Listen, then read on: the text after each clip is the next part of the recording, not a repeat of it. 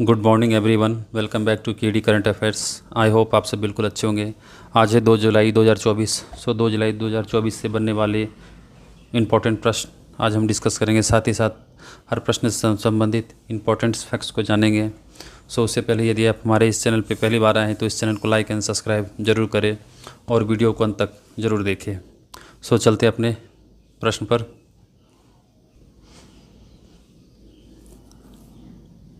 हमारा आज का पहला प्रश्न है, हाल ही में किस राज्य सरकार ने मुख्यमंत्री माझी लाड़की बहन योजना शुरू की है? हाल ही में मुख्यमंत्री माझी लाड़की बहन योजना शुरू किया है महाराष्ट्र राज्य ने। महाराष्ट्र में शुरू की गई मुख्यमंत्री माझी लाड़की बहन योजना 2024 में लड़कियों के लिए मुफ्त शिक्षा और बेरोजगारों को सहायता प्रदान की जाती है। 21 से 60 वर्ष की आयु की पात्र महिलाओं को 1500 रुपया मासिक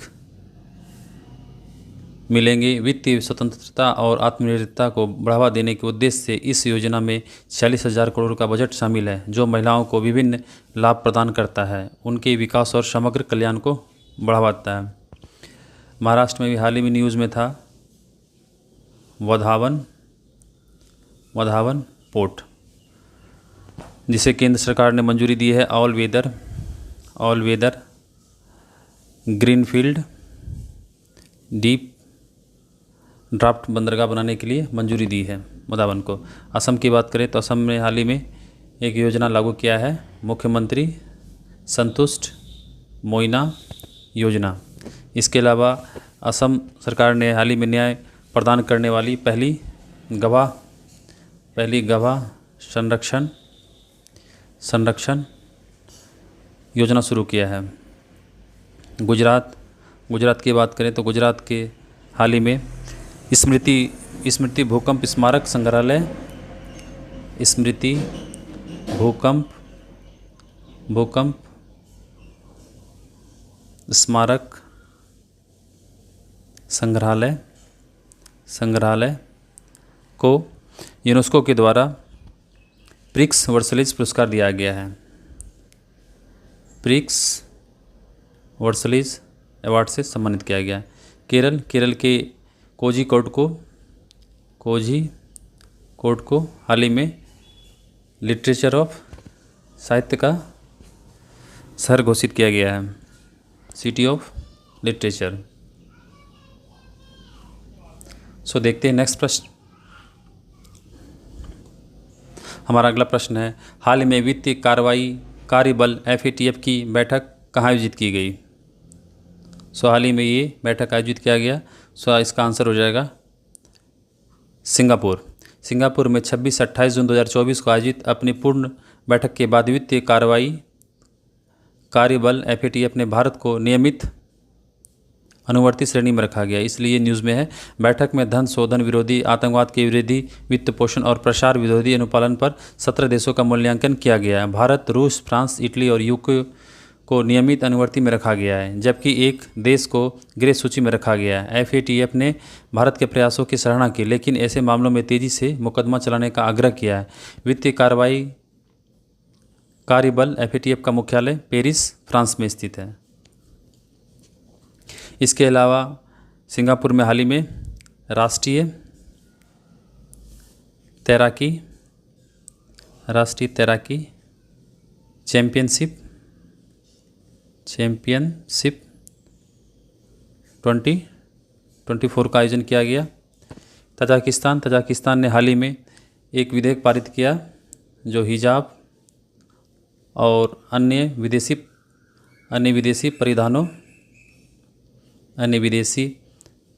परिधानों पर प्रतिबंध लगाने वाला एक विधेयक पारित किया है।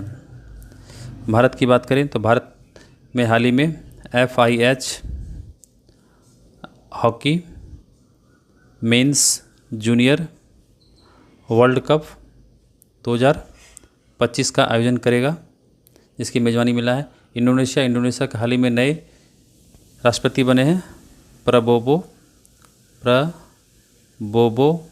सुबियांतो। देखते हैं नेक्स्ट प्रश्न।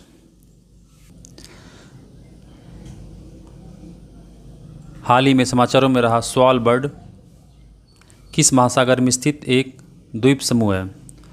सो आपका आंसर हो जाएगा आर्कटिक महासागर। वैज्ञानिक आर्कटिक महासागर में 500 किलोमीटर लंबी रिज स्वालबर्ड की निपोविच रिज पर हाइड्रोथर्मल वेंट की खोज कर रहा है, इसलिए ये न्यूज़ में बना हुआ है। स्वालबर्ड जिसकी खोज 1596 ईस्वी में विलियम बेरेंट्स ने की थी, नॉर्वे की संप्रभुता के तहत एक आर्कटिक द्वीप समूह है।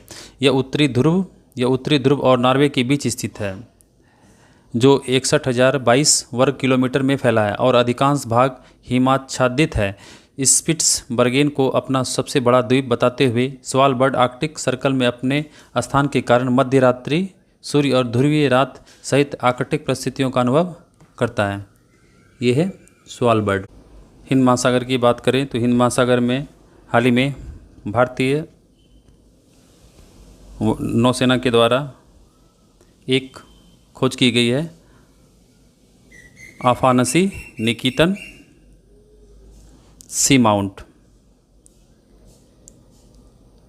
जो ये क्षेत्र कोबाल्ट के लिए मशहूर है।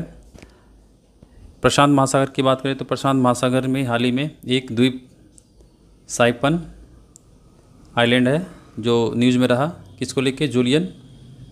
जूलियन असांजे को लेके, जो समर्पण करने जा रहा है यहाँ पे।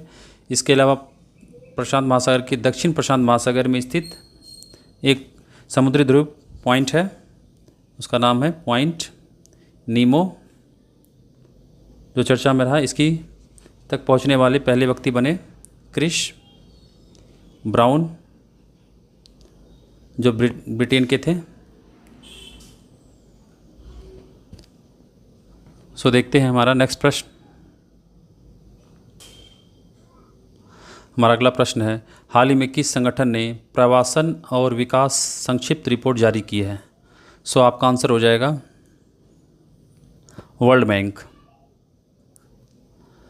भारत जो विश्व स्तर पर सबसे बड़ा धन प्रेषण प्राप्त करता है को 2024 में $124 बिलियन और 2025 में $129 बिलियन की आवक धन प्रेषण प्राप्त होने की उम्मीद है। 2023 में भारत को $120 बिलियन 2023 में $120 बिलियन प्राप्त हुए, जो 7.5% की वृद्धि दर को दर्शाता है, जो 2024 में 3.7% होने की अनुमान है। विश्व बैंक के जून 2024 के प्रवासन और विकास संक्षिप्त विवरण में इन प्रवृत्तियों पर प्रकाश डाला गया है, जिसमें भारत को 18.7 मिलियन प्रवासियों के साथ अग्रणी प्रवासी मूल देश के रूप में उल्लेख किया गया है। इसके अलावा विश्व बैंक का हेडक्वार्टर कहाँ है? Washington DC। इसके अध्यक्ष कौन है? मिस्टर अजय बंगा। इसके अलावा हाल ही में विश्व बैंक ने भारत को 1.5 बिलियन डॉलर की ऋण दिया है। किस लिए दिया है? भारत को ग्रीन हाइड्रोजन प्रोजेक्ट के लिए दिया है। IMF ये एक रिपोर्ट जारी करता है, विश्व आर्थिक आउटलुक 2024 जारी किया है। UNDP की बात करें तो UNDP ये एक रिपोर्ट जारी करता है, सूचकांक ह्यूमन डेवलपमेंट इंडेक्स 2024 जारी किया था, मानव विकास सूचकांक, जिसमें भारत का रैंक 134 था। UNEP united nation environment programme, इन्होंने भी एक रिपोर्ट जारी किया था, खाद्य अपशिष्ट सूचकांक 2024 में ये जारी किया था। सो देखते हैं नेक्स्ट प्रश्न। हमारा अगला प्रश्न है, हाल ही में PM मोदी ने किसके जीवन पर आधारित 3 पुस्तकों का विमोचन किया है? सो आपका आंसर हो जाएगा M वेंकैया नायडू। प्रधानमंत्री नरेंद्र मोदी ने हाल ही में वीडियो कॉन्फ्रेंसिंग के जरिए पूर्व उपराष्ट्रपति M वेंकैया नायडू के 75वें वर्ष के जन्मदिन पर उनके जीवन और यात्रा पर 3 पुस्तकों का विमोचन किया। इस अवसर पर बोलते हुए प्रधानमंत्री ने कहा कि श्री नायडू के 75 साल असाधारण है और इनके शानदार पड़ाव शामिल है। बता दें कि एम वेंकैया नायडू भारत के 13वें उपराष्ट्रपति थे। एस जयशंकर की बात करें तो एस जयशंकर ने हाल ही में एक पुस्तक लिखा है, Y Bharat matters,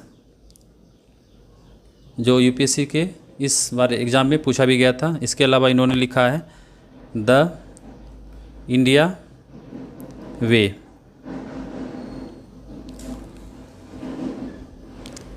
Sam Pitroda की बात करें तो सैम पित्रोदा ने हाल ही में एक पुस्तक लिखा है, द आइडिया ऑफ डेमोक्रेसी। हमारे अक्षर पे मत जाइएगा, राइटिंग पे। सुमित्रा महाजन की पुस्तक एक है मातोश्री,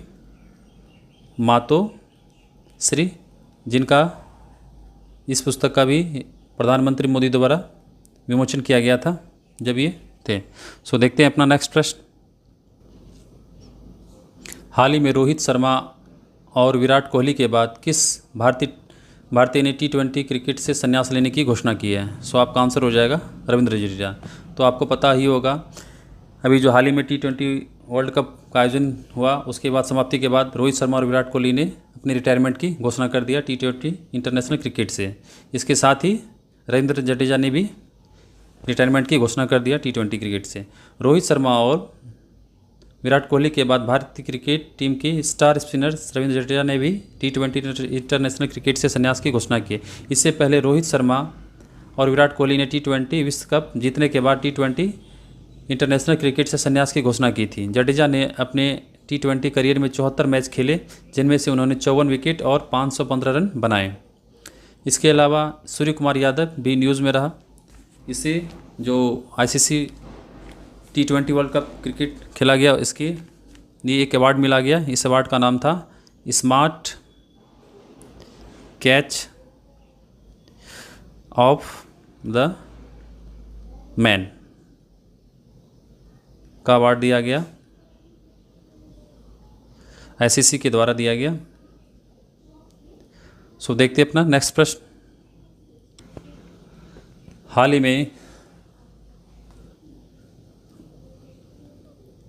में ग्लोबल इंडिया AI शिखर सम्मेलन 2024 का आयोजन कहाँ किया जाएगा? सो आपका आंसर हो जाएगा नई Delhi.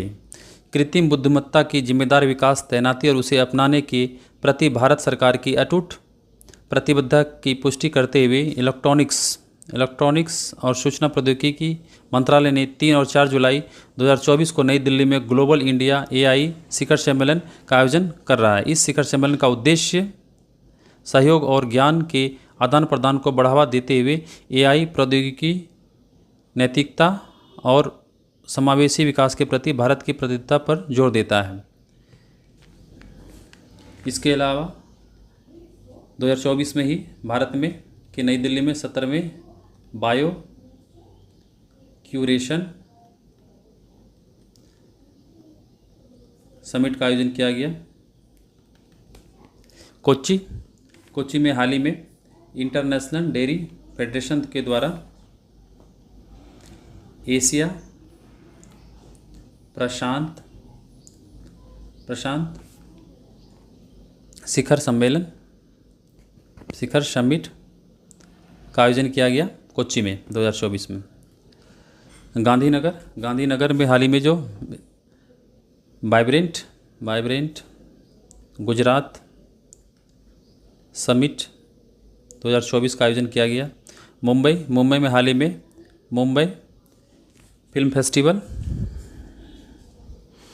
Mumbai international film festival का आयोजन किया गया 2024 में मुंबई में। सो देखते हैं अपना नेक्स्ट प्रश्न। हमारा अगला प्रश्न है, हाल ही में कौन सा देश अपने संपूर्ण जीव जंतुओं की व्यापक सूची तैयार करने वाला विश्व का पहला देश बन गया है? सो आपका आंसर हो जाएगा अपना प्यारा भारत।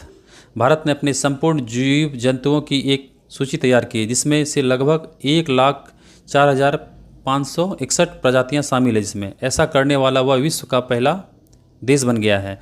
भारतीय प्राणी सर्वेक्षण ZSI जो कोलकाता में स्थित है के 109वें स्थापना दिवस के अवसर पर भारतीय जीव जंतुओं की एक सूची पोर्टल का भी शुभारंभ करते हुए केंद्रीय पर्यावरण मंत्री भूपेंद्र यादव ने कहा कि भारत में जीव जंतुओं की प्रजातियां पर पहला व्यापक दस्तावेज देश को जैव विविधता दस्तावेजीकरण में वैश्विक नेता के रूप में स्थापित करेगा। जापान की बात करें तो जापान ने हाल ही में दुनिया का पहला 6G डिवाइस को लॉन्च किया है। थाईलैंड ने हाल ही में न्यूज़ में रहा। ये सेम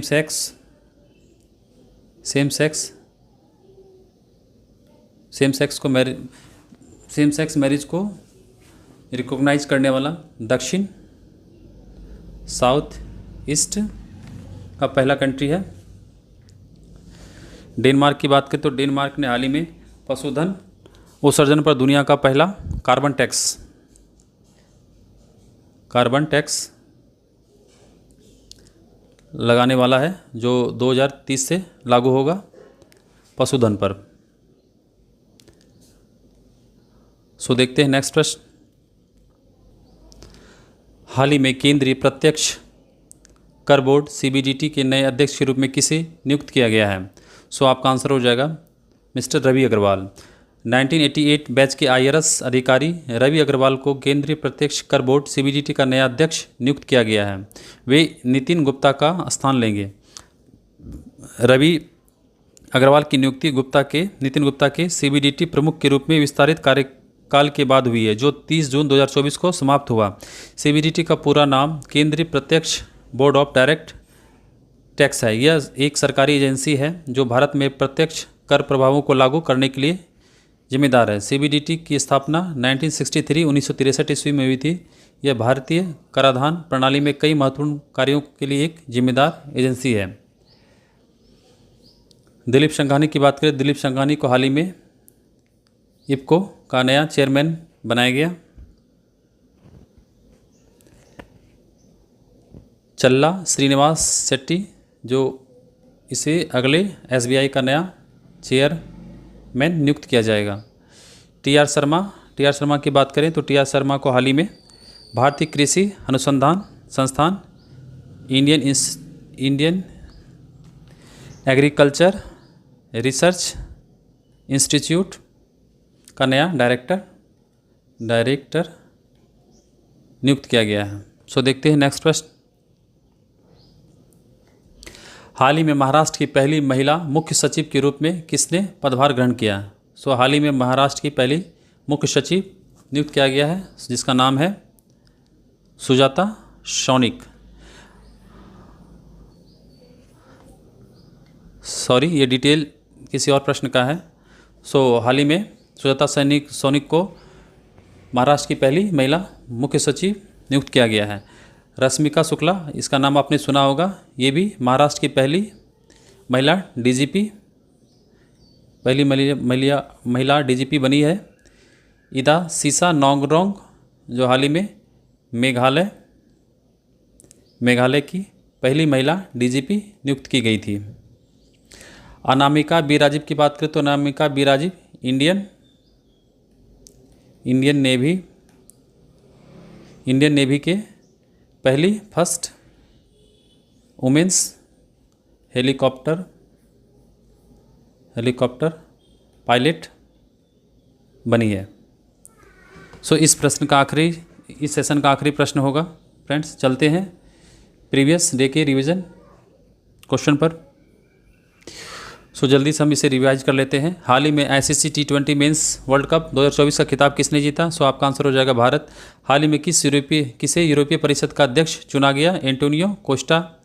हाल ही में उत्तर प्रदेश सरकार ने किस जिले में बायोप्लास्टिक पार्क स्थापित करने का निर्णय लिया है? सो आपका आंसर हो जाएगा लखीमपुर खीरी। हाल ही में किस देश ने 2030 से पशुधन उत्सर्जन पर दुनिया का पहला कार्बन टैक्स लागू करने की योजना की घोषणा की है? सो आपका आंसर हो जाएगा डेनमार्क। हाल ही में भारत ने संयुक्त राष्ट्र में हिंदी को बढ़ावा देने के लिए कितने हज़ार डॉलर का योगदान दिया है? तो आपका आंसर हो जाएगा $11,60,000।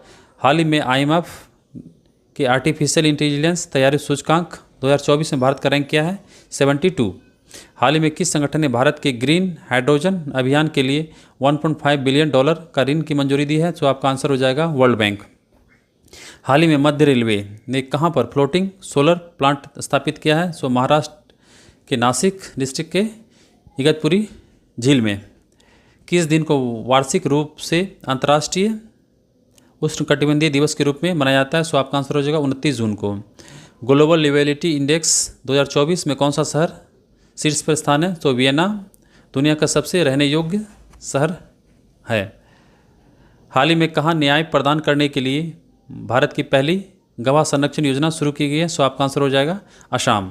हाल ही में किस बैंक ने उभरते भारतीय टेनिस खिलाड़ी सुमित नागल को अपना ब्रांड इंडोर्सर नियुक्त किया है? सो आपका आंसर हो जाएगा सुमित नागल। सो चलते हैं अपने आज के क्विज के प्रश्न पर। सो आप यहाँ पर स्क्रीन पे 5 प्रश्न देख सकते हैं।